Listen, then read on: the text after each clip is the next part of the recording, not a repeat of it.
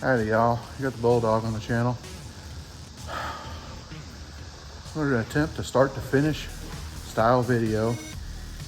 It's gonna be another insurance job, or not insurance, but you know, aftermarket warranty, service plan, whatever.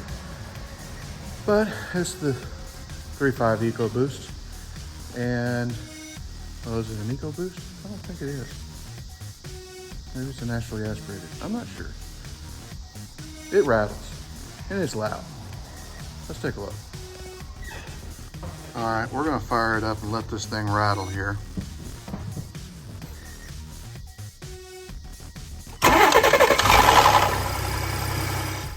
What that is the adjusters, the tensioners on the timing chains reach the limit of their mechanical travel.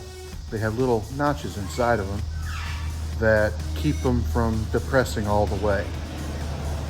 But once they reach the limit of that travel, they still have some stroke left on them. So you shut them off and the tension on the chain will turn the cam backwards just a little bit and squeeze the oil out of that tensioner, and then it hits the mechanical limit where it's ratcheted to.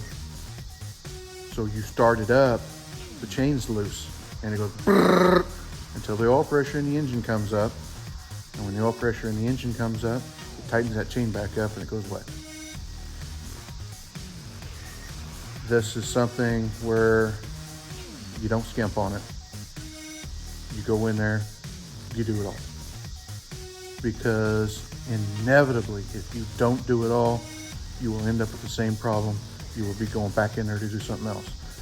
We have got them from the dealer where Ford says, well, it is the primary chain doing this. That was the ones that had the big primary chain and then two small secondary chains. The secondary chains were what the problem was.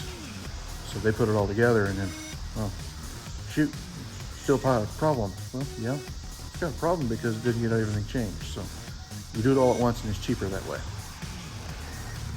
Okay, we're gonna be in teardown mode on this. I have never done one of this configuration before, so excuse my herd of turtles speed, but through the magic of technology, it'll look fast.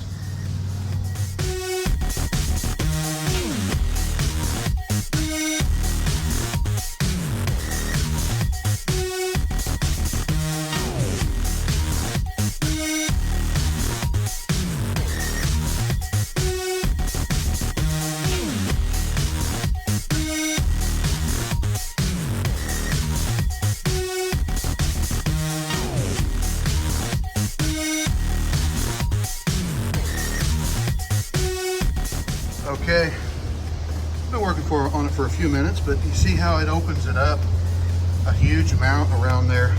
These engines are not terrible to work on, and this design so far looks like they've made some improvements that made it a lot easier to do. The tubes on the older ones were a little bit convoluted.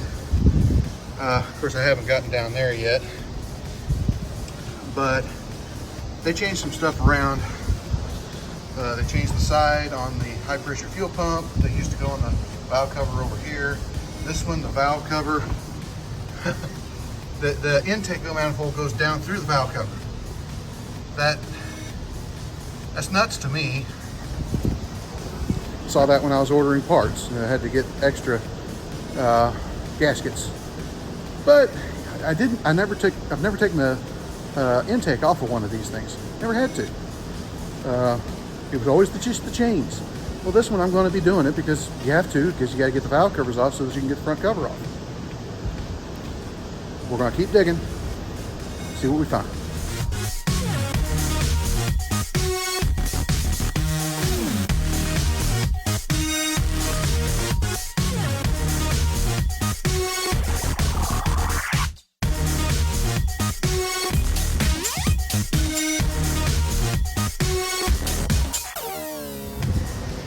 I want to show you a quick example of something that engineers can do.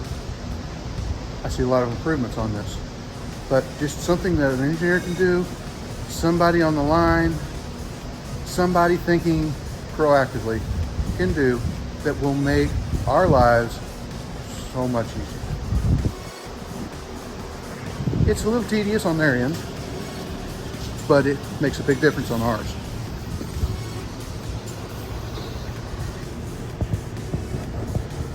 See in there?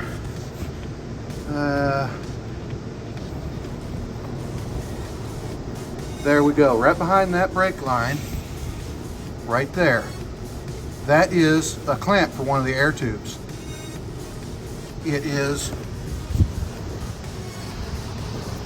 affixed on the rubber. It's got little clips that hold it in place so it can't rotate. Number one. It is also oriented. It looks like it's terrible to get to from the top, but you look down through the wheel well and you're right straight to it. You get your big long extension, you go in there and zip, pull it off. You see? You can use that educated intellect and do something good.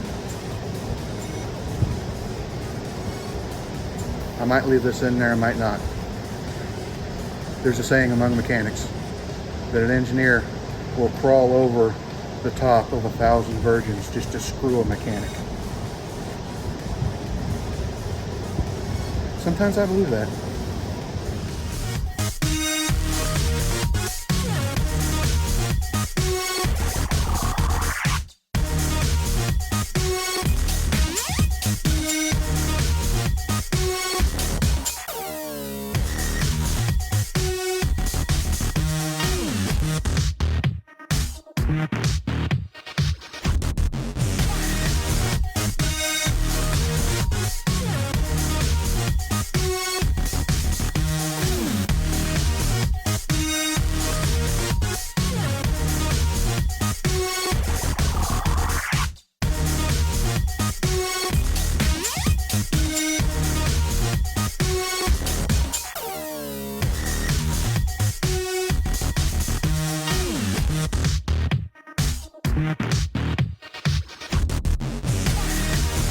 Sometimes you'll see me on one of these things with both my hands down in there when I got the air ratchet after it, backing the bolt out, and I got my finger on that bolt.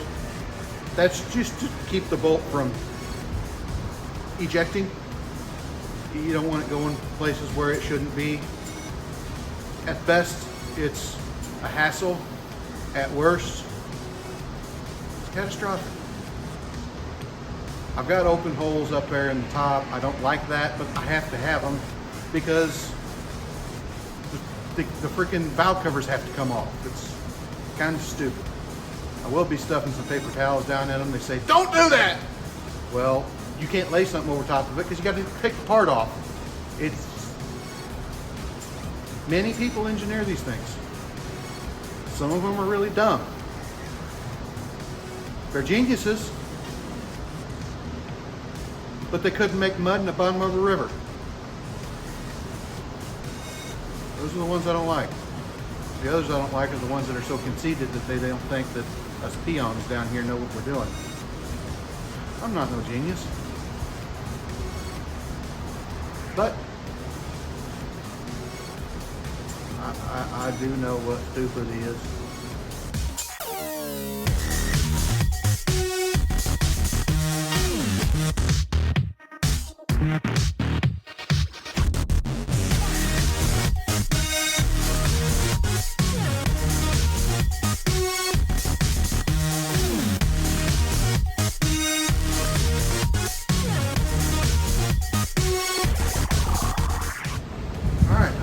Fun. When they changed that around, it used to be that fuel line went up to the front, and I could take all the bolts out and get enough flex out of it to get that valve cover out from under it. On this one, it goes around the back. There is a bolt in the back. Will not let the valve cover come up enough, which it doesn't need any help holding down, because what happens is the gaskets around those spark plug tube holes will bond themselves to the steel, and that's why you saw me shooting a little bit of lubricant around the those slides where they slides down over. And I was reaching down in there, poking around on it a little bit, trying to get the seal to break loose. Now we're going to yank the front cover.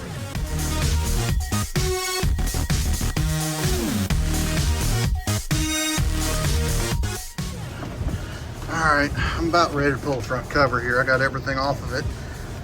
Just take that alternator, pop it loose and drop it off to the side there. Water pump, crank pulley, you know, all the stuff. There was a hidden bolt on this, and I kind of figured it from the way it was shaped.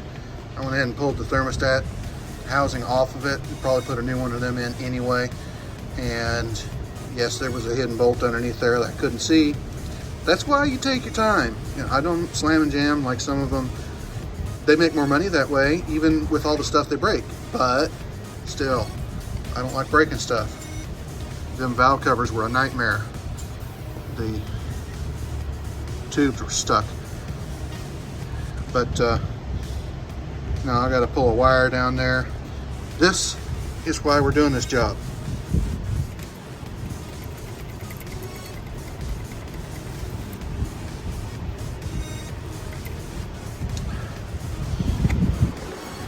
Once the oil pressure leaks out of the tensioner, flop it loose. Oil pressure pumps up, tightens it back up. Design flaw. They did make a lot of things better. I can tell somebody has been working on this in the engineering department, fixing things, and somebody's been working on the line, making some things better. There's some things that there's multiple people doing it, because then somebody else comes along and decides, oh, a wiring harness, we don't want it to move, so we need to put a pin every 2 to 3 inches and stick it in.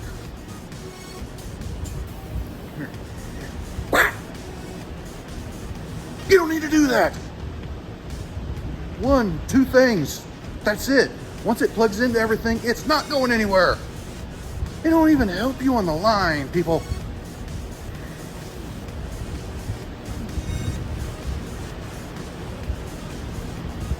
Unhappy place, unhappy place. Back to it.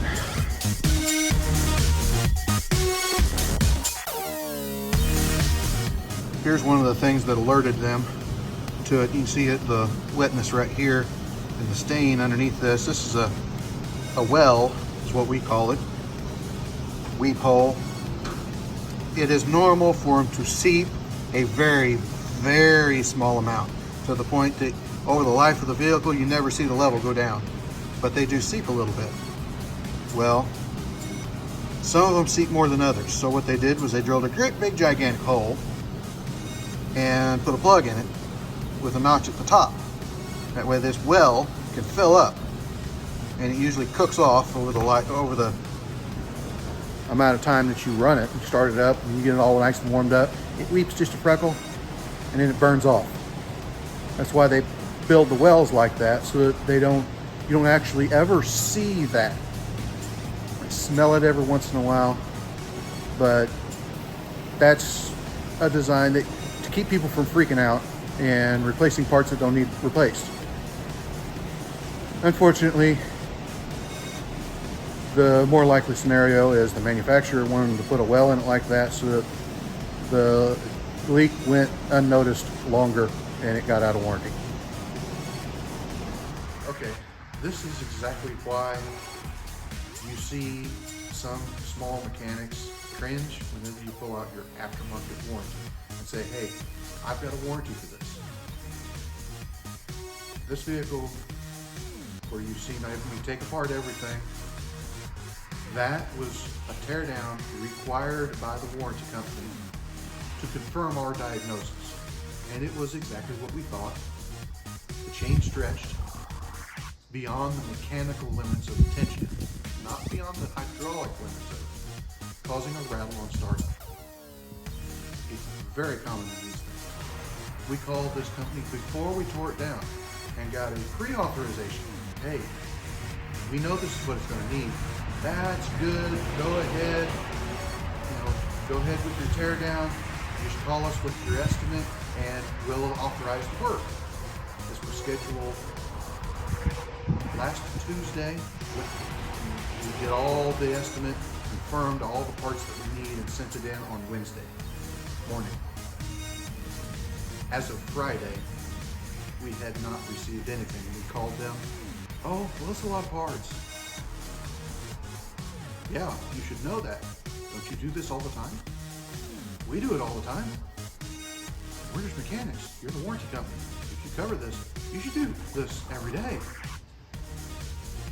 Anyway, Monday, the customer called them. Why are you not authorizing my work? Well, it's a lot of parts. Took them a full 7 days to look up the parts and confirm that, yeah, you need that to do the job.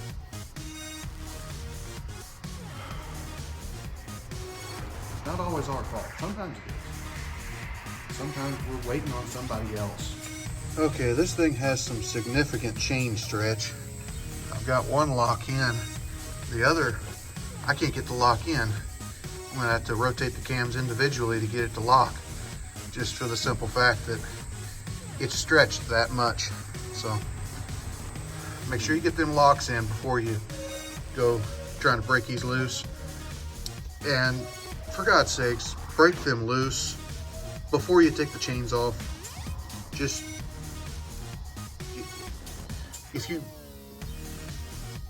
if something moves when all the chains are still on, then everything moves and you don't risk bending valves. So think about it.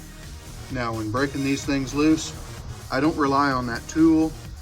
It's thick, it's heavy, but still you're relying on something that's really not meant to hold that much torque. So I put a wrench on it. This one we'll use a 1-inch wrench, and we'll put a pipe on that for leverage to hold it, and we'll break them loose with that. Then I'll put the lock back in place and do the other side. Just a quick piece of advice: go ahead and clean up your gasket surfaces before you start putting things back together.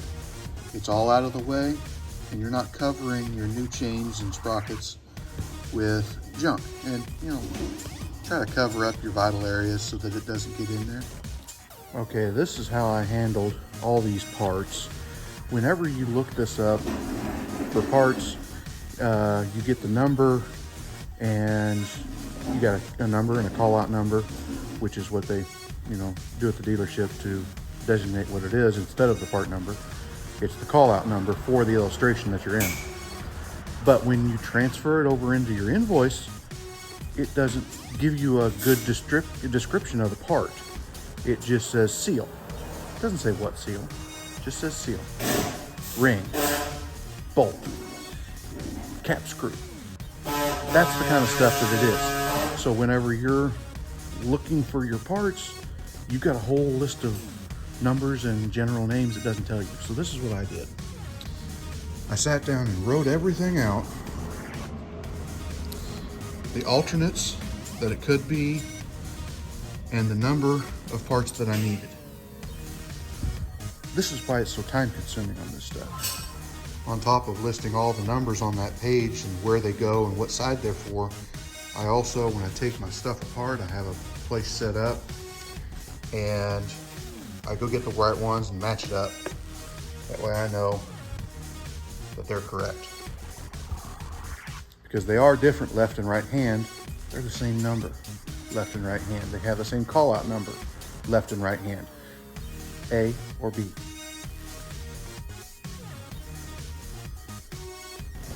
Okay, we got this thing all timed up, cammed up, dressed up, torqued up, front covers on. I got the valve covers on. I got coils on that side. I'm putting coils on this side. And as usual, I'm not filming much during reassembly because a lot of times I just don't think about it, and other times it's just reverse removal. So it's just the same stuff, just backwards. If you want to see a very quick reassembly, you just take the video from where I took it apart and reverse it. There we go. Okay, it's all back together. Test drove, everything looks good. So hopefully we don't have this much more trouble with warranty companies where they just take forever to, you know, clear you to do the work. That's one of the things that, one of the really big reasons why we really don't like them is because just a bunch of wasted hours. We probably have 10 wasted hours dealing with them on just this one job alone. That's kind of unacceptable. I didn't get very much footage putting it back together. Went late last night doing it and then finishing it all up, double checking it today. So try to do better in the future. Like, comment, subscribe, hit your little bell notification. Share it all around. We'll talk to you later.